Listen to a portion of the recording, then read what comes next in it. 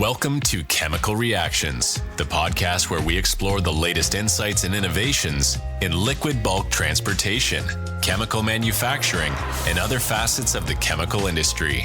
Presented by Matlack Leasing, your partner for liquid bulk trailer leasing solutions.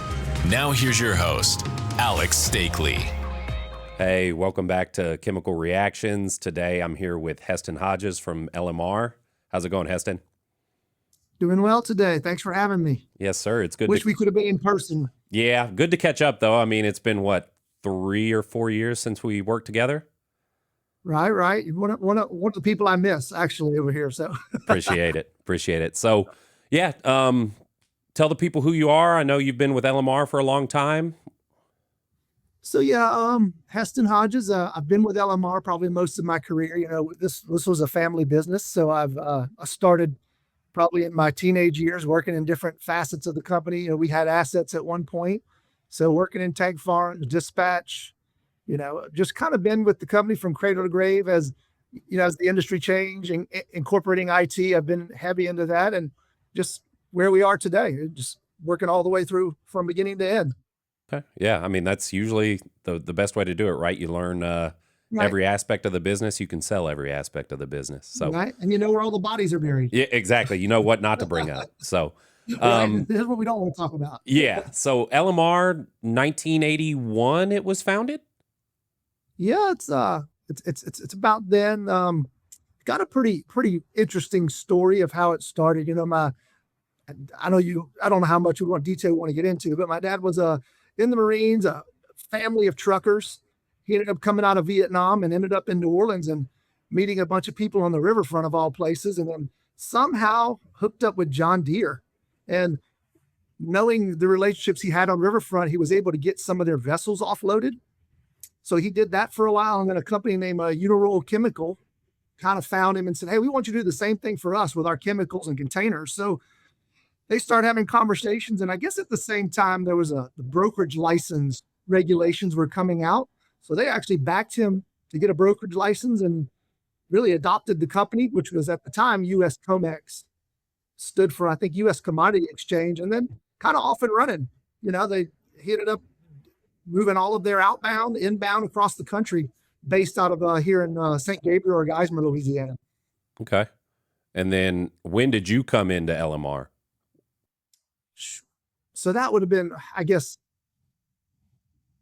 probably in the late 90s. But again, I worked part-time throughout, all different things. Your parents try to push you into, hey, do this for the summer. So, we ended up actually having a 60 to 70 truck stainless steel fleet that would support Uniroyal's business. So really where I came in is I'd spend summers there with the drivers, cleaning tanks, scraping some of the poison or some of the chemicals we had on the tanks. And so that's really where I was introduced to that. And then I think somewhere in the 90s, we got out of that tank business. Funny story.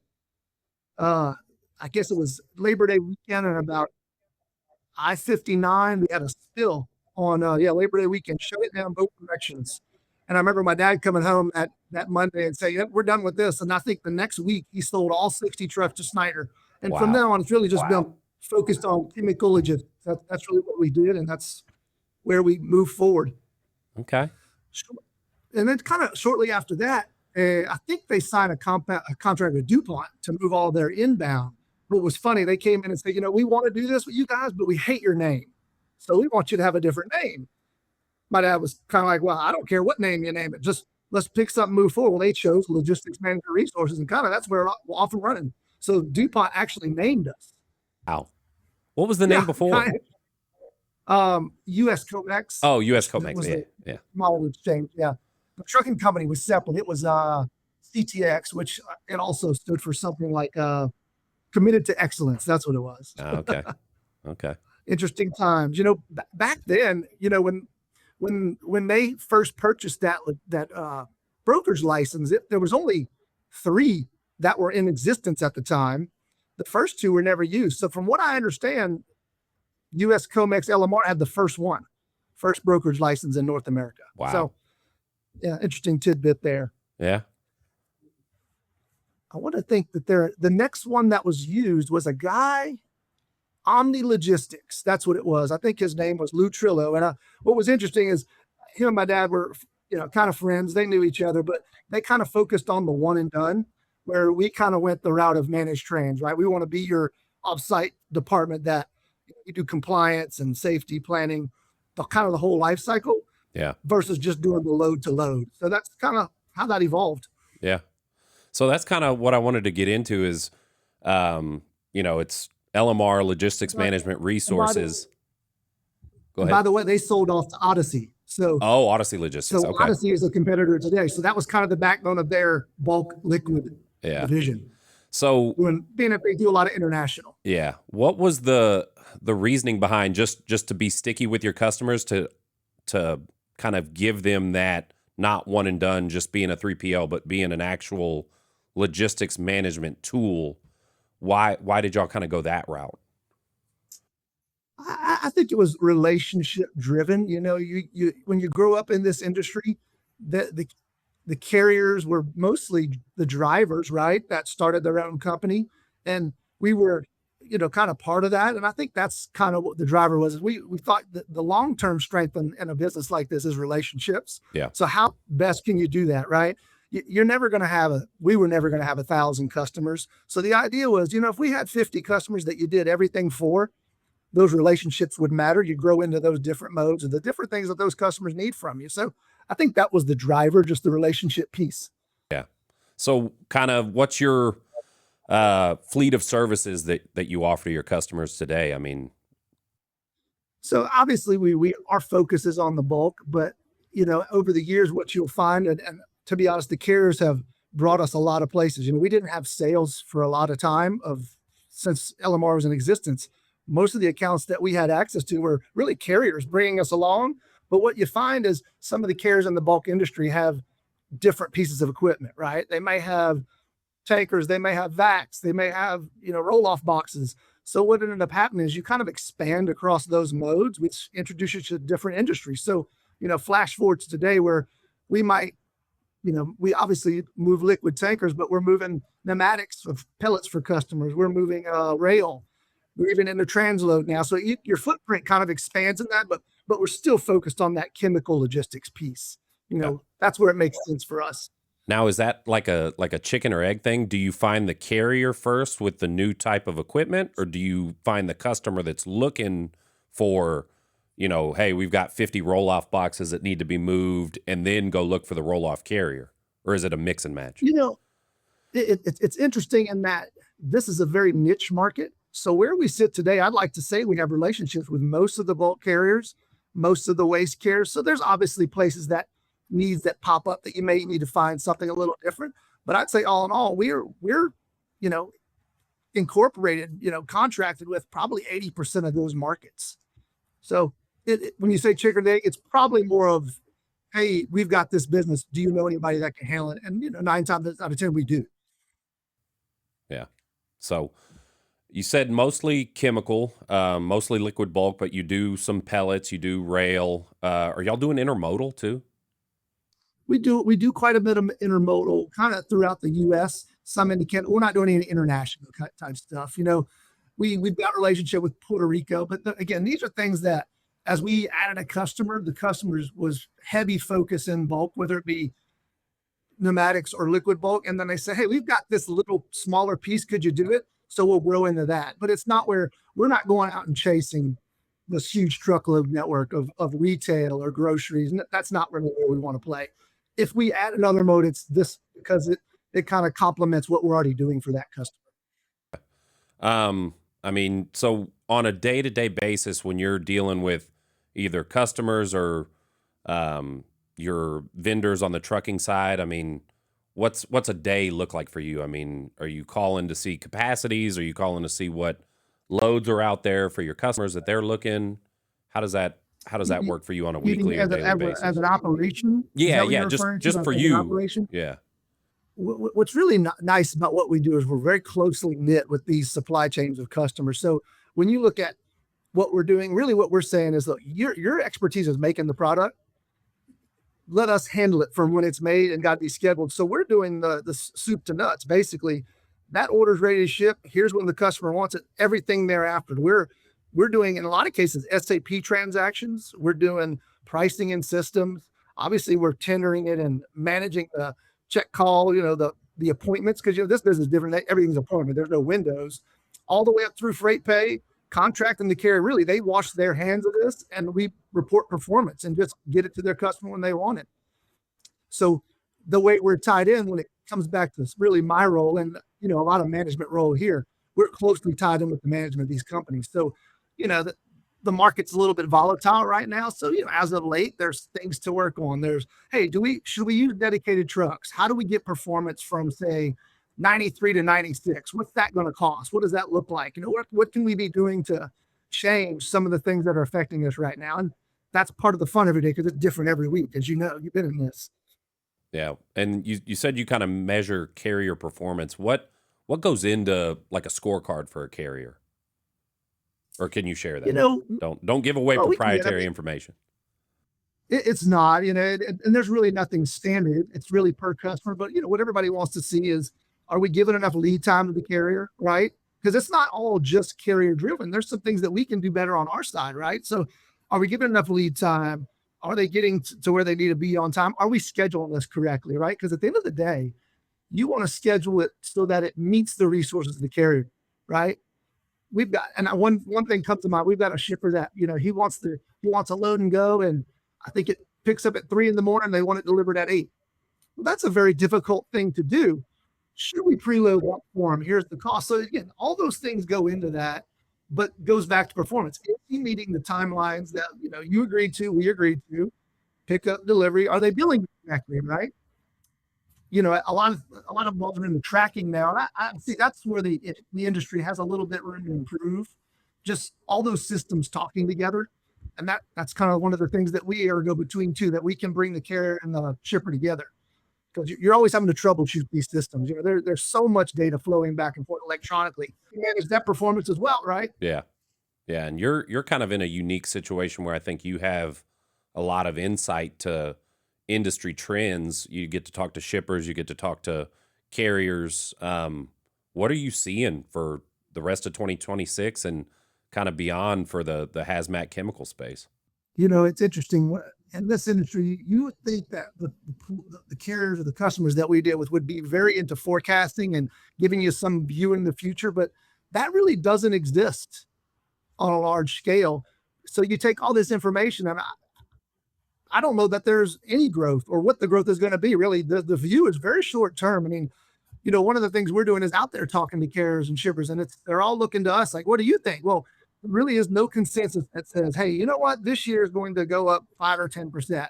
I just don't get that right now. But the short term has been very nice this year. So compared to last year. Yeah.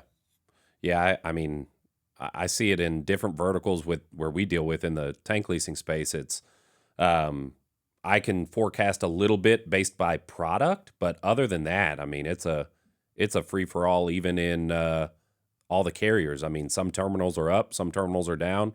Same with chemical plants. I mean, I've got people in Michigan are up, people in the Gulf Coast are down, right, or vice versa. And they can't tell me 3 months from now what they think is going to happen. It's really nice because of where we sit. We've got all these different product groups and different types of customers. But when you look at it month over month, week over week, there is just what you're saying. It's that volatility. They're both up and down. There's no one trend going in one direction. And it really makes it hard because we try to put out this market update and you read all you can and you just don't want to go out past what you're seeing and reading, right? You want to be positive, but I'm not one that's going to jump out there and promise anything, right? So you want to be conservative in this because that's what you're seeing. So, that's got to be the truth. Yeah. I mean, you mentioned Odyssey Logistics being a competitor. What do you think kind of puts y'all in a category of your own as far as what sets you apart from your competitors? What are your main selling points? What makes you you? Is it technology? Is it carrier relationships? Is it geographic locations? What do you think your strengths are? A couple of things you've mentioned, that if you look around, it seems like there's so many 3PLs, 4PLs out there, and honestly, it seems like every week there's more and more of these smaller mom and pops. But What I will say about us is we're a little bit different in that we were born in chemicals, right? This is not something we added later, like a lot of our competitors, right? This is where we started. This is where we are. So, but that's not the case, what you see out there in the world. And even if you get past those, the other competitors, they're more of it seems like they're kind of sliding into a subscription-based service, right? That's their main focus. And yeah, we can help support logistics. We're a little bit different that we're not selling a service, right? We're using the platform and giving you the results of the platform. That's really the major difference. And then I guess relationships with the carriers. I mean, again, I've grown up in this industry. There's many carriers I'll go talk to, and if any one of them listen, they'd make jokes about, I used to bounce you off my knee when you were a child, right? Like, but that goes a long way, because at the end of the day, I've always said the carriers are as much of our client as the shippers in a way, right? Because certainly us, we can't have one without the other. So, and I don't know that exists across the industry, right? I mean, when you think back, you've asked me some questions about back in the 80s. I don't know how many people can work at a company and probably don't even know where the company came from, because there's so much change, right? So much turnovers. That's an oddity in this industry, really. And then do you see is there a shift? I've seen it, like some of the other big trucking companies are kind of starting their own brokerages now. Does that kind of work against you guys, or is that not really even affecting you because you still have such good relationships with those trucking companies that it's kind of a give and take on loads? It's competition in a way, but I think the one thing that makes us a little different is if you look at those, they lead with trucking, right? And then, hey, here's what we can't handle. Brokerage, can you handle it? That's a little bit different what we do here, whereas we lead with logistics. And we're going to talk probably about grammar in a little bit, but they've kind of been a nice lever for us to pull, because they're just not that sizable in the liquid part, right? So that's been a great, I guess, tool in our tool belt, so to speak, right? When there's, nobody's covering 100% of your loads. So in a case like that, we have another lever we can pull to kind of support us. And it's a sell to the customer, right? Yeah. But we're leading with LMR, right? That's what's great and different about us, I think, compared to some of the competitors.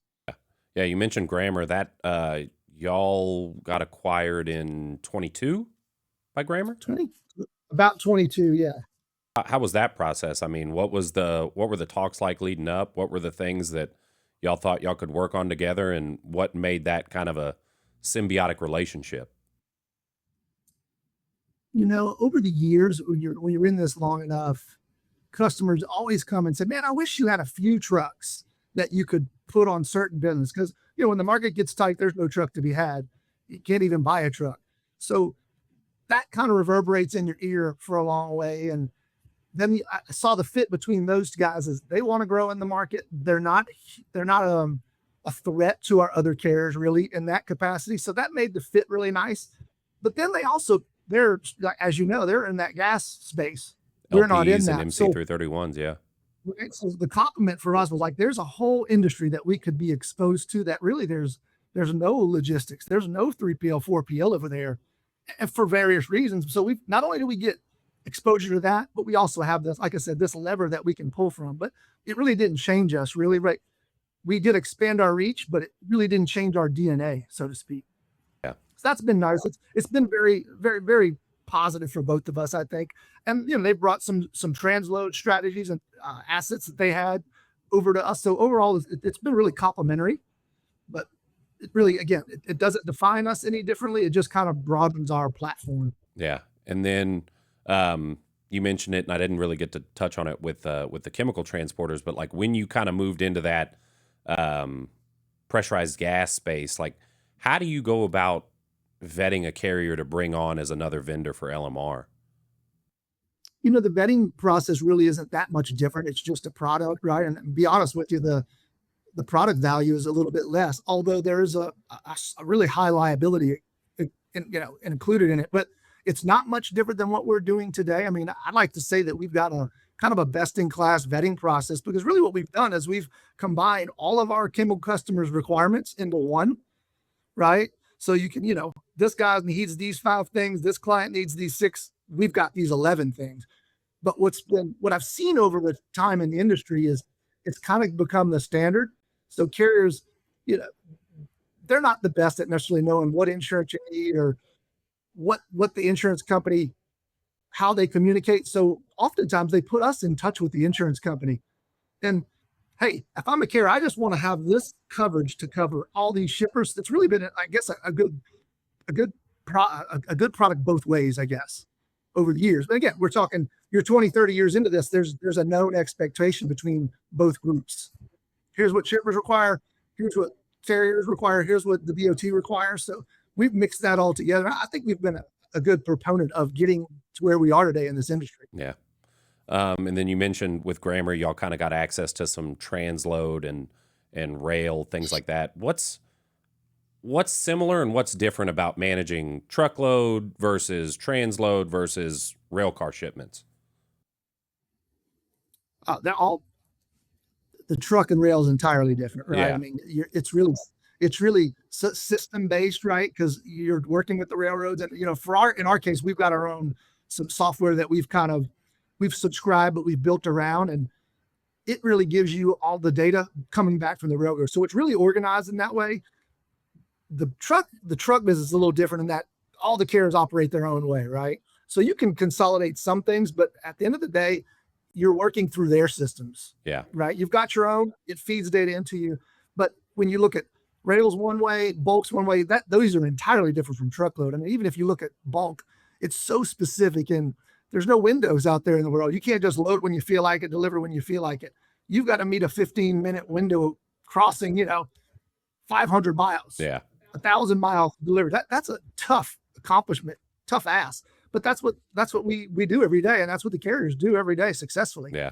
Now with rail, I mean, I've never asked you this, even whenever I was working more directly with you. Is there a tracking system? Like, are you able to see like rail car 1, 2, 3, 4 with your product is here on Absolutely. the UP line, or like how does that work? Absolutely. And there's companies out there that combine that, like I think a Rail Link's the one, and there's a number of different ones, but they consolidate all that data for you. So you have access as they pass through different parts of the track. So it's pretty well tracked. But, the name of the game over there, not only tracking is utilization of the cars. Again, that's not something that we did historically, but it's something that we've added over the last, say, 3 or 4 or 5 years, because a customer came along and said, we want you to manage this. So we had to become experts in it, right? And I will not honestly say that I'm an expert, but we've got some staff here that we brought on and say, hey, we need to grow and we need to be formidable in this area. So I think we've done a good job in a short time. But again, the software really helps you get to where you want to get. Yeah. Over so many different verticals, I mean, do you have a story or two that stick out as like a big customer success story, like LMR came in and either saved the day or completely changed how a customer thought about shipments? I mean, what's your kind of your point to, like, man, we really did something with these guys? Being selfish anymore, and there's a lot of shippers, and again, I'm just coming with this off the cuff. A lot of shippers in general, they've outsourced already, right? They've decided a long time ago that we're not going to do this ourselves. So what I think is really special is when LMR can step in and get it from another vendor, right? Or another competitor. That's something that I take pride in, that, hey, we took something that they weren't getting the experience they wanted, and we stepped in and kind of moved forward and didn't have any hiccups, smooth, seamless transition. And we've done that a number of times recently, to be honest. It's funny. We had a client not long ago, a large chemical shipper. They knew of us through another company, but going through the vetting process, they called one of the largest bulk carriers, the president, and said, hey, one of their largest, and says, we're about to make this change from one to another and want a reference. What do you think about this? And it's interesting in that they have their own brokerage, right? He said, well, if you're going to make this change, this is one of the few companies I trust to do it. To me, that's the biggest compliment that I can get, right? Yeah. A competitor, a carrier that we've worked with for, 30 years, 40 years, to sit there and say, hey, these guys are the ones that I trust them to do what you're wanting to do and do it right. So that's the best compliment I get. And that was only last week. So to be honest with you, that was wonderful to walk away from. Yeah, that's always good to hear a customer and competitors say, hey, if you're going to do it, go with these guys. Right. Now, again, trucking, they've got trucking involved. There was no risk to that, but it's just, yeah, again, Yeah. somebody like that, an industry expert that I really look up to make that kind of comment. Wow. Hey, appreciate that. And matter of fact, I was able to thank him because I'd heard about it, but I was able to thank him last week at MTTC. So Yeah, cool. Actually, that brings up something that I don't think I've asked too many people. Like growing up, obviously it was a family-owned business. Is there somebody else in the industry that you kind of consider a mentor, or who kind of shaped your career other than your family? There's been quite a few. I mean, you run across a lot of people, and you don't have to take everything from them, but there's certain nuggets you do take from them. I mean, there's been many, but one that comes to mind, there's a guy named John Repetto. And again, he worked at Quality Carriers, Montgomery Take Lines. He pretty much every position all the way up to vice president. And he kind of came over with my dad and kind of during that DuPont started that, but it was good to see them play off each other because they're two different type individuals. Yeah. Dad's kind of the laid back, casual, but personable. John Repetto was a New Jersey attitude, this is the way it's got to be done. This is how we're going to do it. Fast talking, but being able to blend both of those personalities, that was really, really great for me to grow and see how that's how you can do both things, right? There's a time for this, but there's a time for that. Yeah. Yeah. That's always cool when you can take bits and pieces of different people and kind of become your own later on. The other kind of big trend I've seen in logistics over the last probably 4 or 5 years is carriers absorbing the smaller regional carrier. I mean, we've got 4 or 5 different examples of acquisitions over the last 3 or 4 years. How has that affected how you guys, either cover loads, or is it pretty easy because a carrier that you're already doing business with just absorbs another carrier?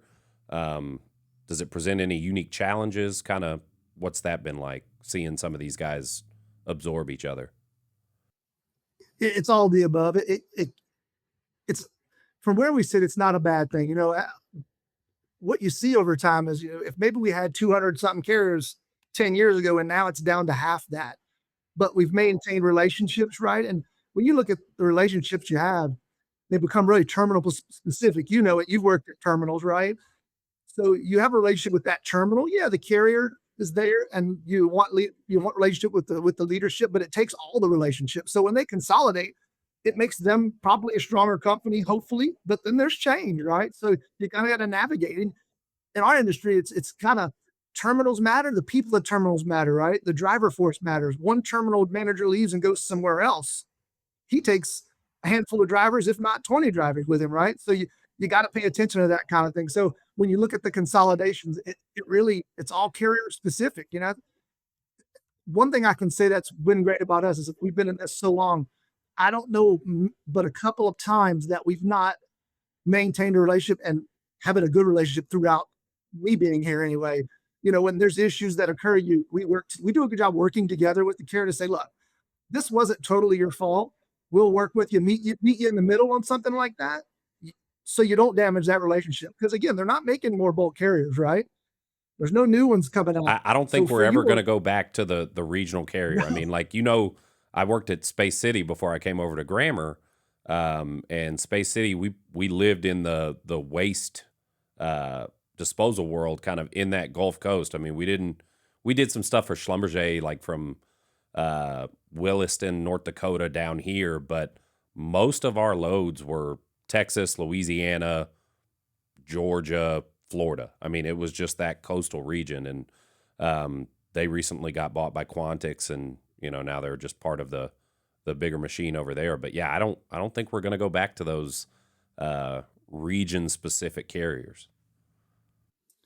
Yeah, it's mixed. And you speak of Quantix, they're a competitor, obviously, in some ways, but they're also one of our largest carrier partners. So it's a healthy relationship to say, hey, we're all working together at this. Obviously, there's things that we're doing that we're competing against, but at the end of the day, we got to work together. We want it all to work, right? You want to make the customer happy. That's ultimately what it is. So whether it's 150 carriers or 75 carriers, because it seems like it's going to keep happening, right?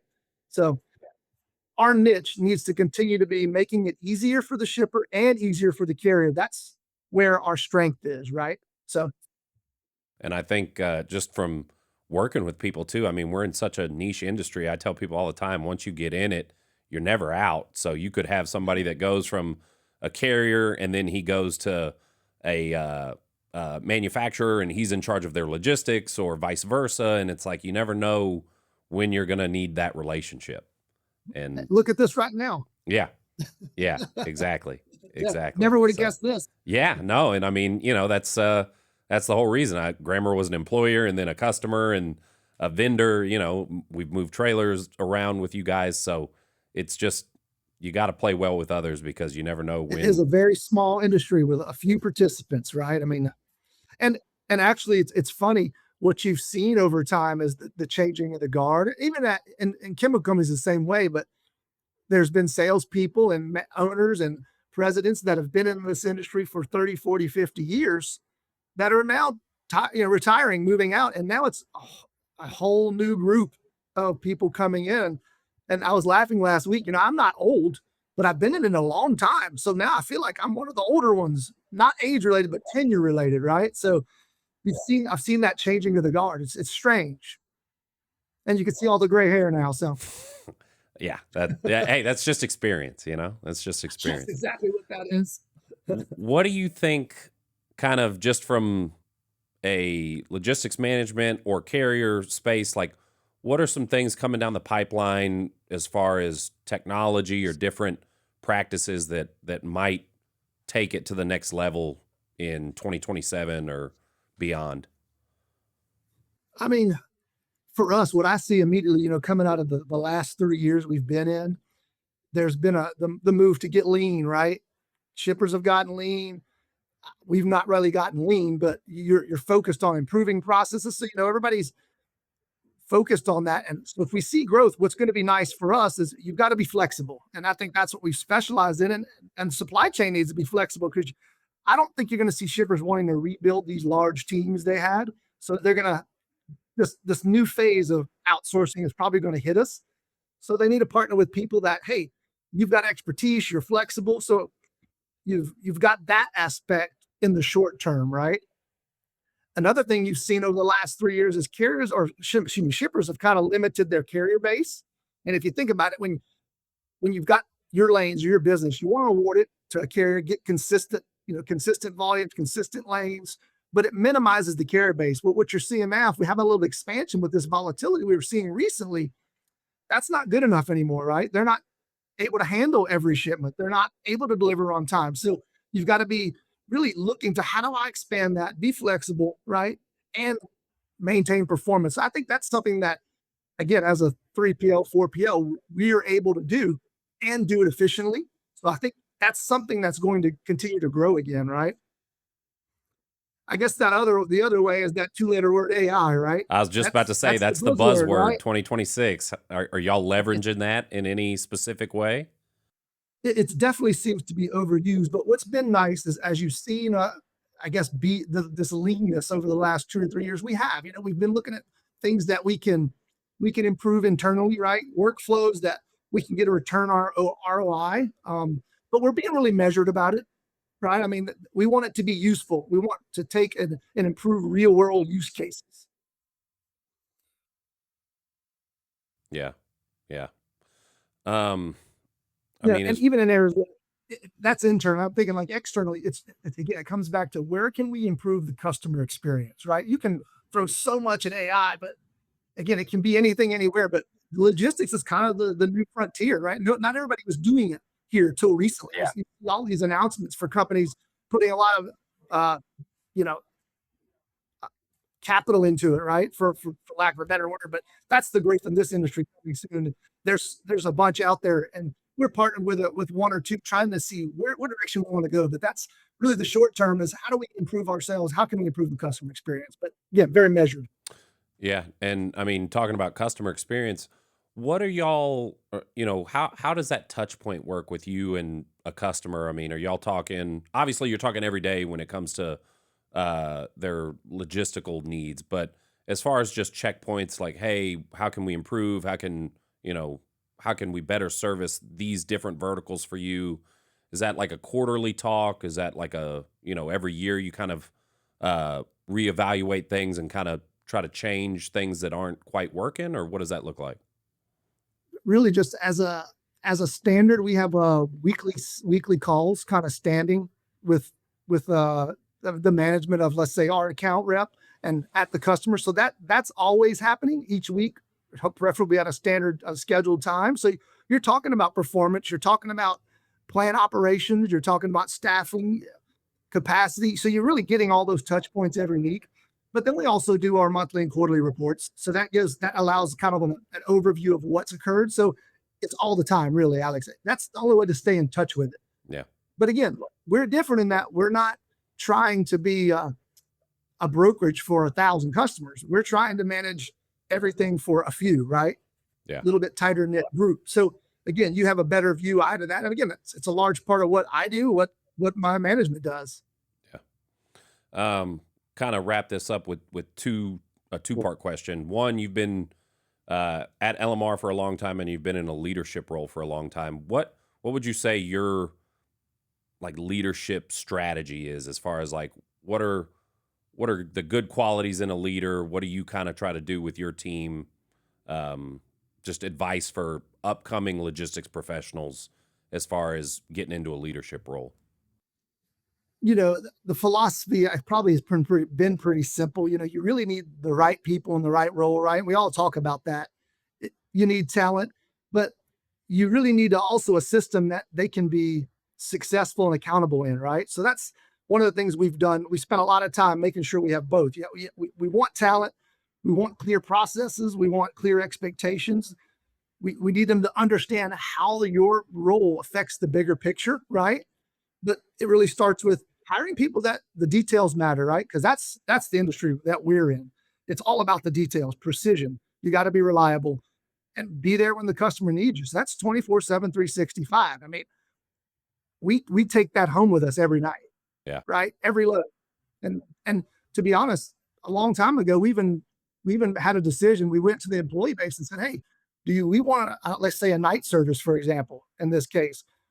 Or would you rather be incented to work 24/7 on these calls? And all the employees took that. They'd rather have answered the call. And of course, we're a little, sympathetic and lenient at that with the next day if you have a late night call, but they rather that than, hey, somebody that didn't know what problem occurred throughout the day, answering the call, not knowing the answer and not getting it right. They'd rather have just managed the problem. And that's the kind of people we want here, The right? ownership. The ownership of it. The ownership is key to this, right? And that's what people chose. And that's the kind of people we want. And that's from dispatch, accounting, all the way up through leaders. That's what we're looking for here, right? And then last one, somebody new coming into logistics for the first time, what's some advice that you would give them, as far as just whether it be a college grad or somebody coming from investment banking and said, you know what, I want to be in logistics. Pick a different field. Yeah, I say that too sometimes. I tell people all the time, I'm like, man, the leasing world is so much slower paced than logistics. I mean, it's it can be pretty thankless, right? Because it's when things are good, you're not reaping any benefits, but when it's bad, you've always got the bad. So I'm not going to let my kids be in this field. I can tell you that for sure. I'm gearing them the other way, like pick something else, right? But one thing that is really cool about it is if you do it right, it's different things every week, right? Nobody wants to show up at a job where you're just writing a check every day or you're just doing the same process. Everything can be different, right? Every day you come in, there could be a different problem to navigate. And you know how it is when you navigate something and they're not all easy. When you come out the other side of that, you feel like you accomplished something. So that is a pretty neat thing about this industry. But yeah, after being here as long as you have, it's just like, wow, you see so many faces. I think try something else. Yeah, no, I but do. You're asking the wrong person. Yeah, you're a glutton for punishment for being in it since you've just been in it. But you know what? There's no other business that you can develop the relationships where relationships matter like this one, right? Yeah. Because like you said, it's a small niche industry. If you can get into the niche that we're in, and there's other niche ones, right? The rail, the house waste, the people just move they might change company, but they move within the industry. Hmm. Those relationships just never go anywhere if you treat it right and cultivate it. Yeah, I would say, from my time in the actual trucking side of it, it's one of the only industries that you get to really solve complex problems with multiple different kind of groups of people. I mean, it's not just a one size fits all. Like even whenever we were working together, we had Grammar, LMR, and operations from Grammar, sales, operations, and you guys working on problems for customers. So it's that collaborative piece too is always Right. cool.